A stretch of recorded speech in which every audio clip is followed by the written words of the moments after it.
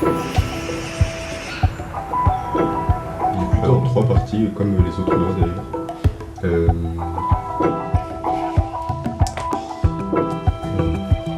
Là, c'est mon film de fin d'études que j'ai réalisé il y a 3 ans. Ça, c'est réalisé entièrement en animation traditionnelle sur tablette.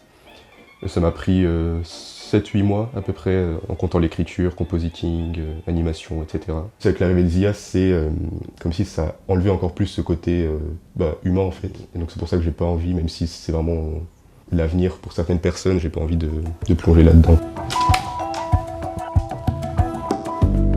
Et ça a commencé en 2024, où vraiment j'ai senti une vraie baisse des commandes. Des clients qui me disaient finalement on n'aura plus besoin de vos services, on va se débrouiller en interne. Donc j'ai essayé de questionner un petit peu et puis ils m'ont rapidement fait comprendre qu'ils allaient faire appel à l'IA qui était plus rapide et moins cher.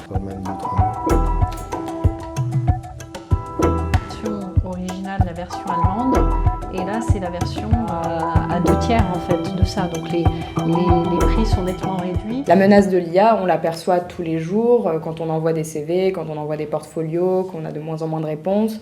Quand ils essayent de minimiser notre salaire, en tout cas de faire des devis qui sont de plus en plus faibles pour pouvoir justement rajouter de l'IA ou se dire de toute manière si l'IA peut faire ça, pourquoi toi tu peux pas faire ça aussi rapidement.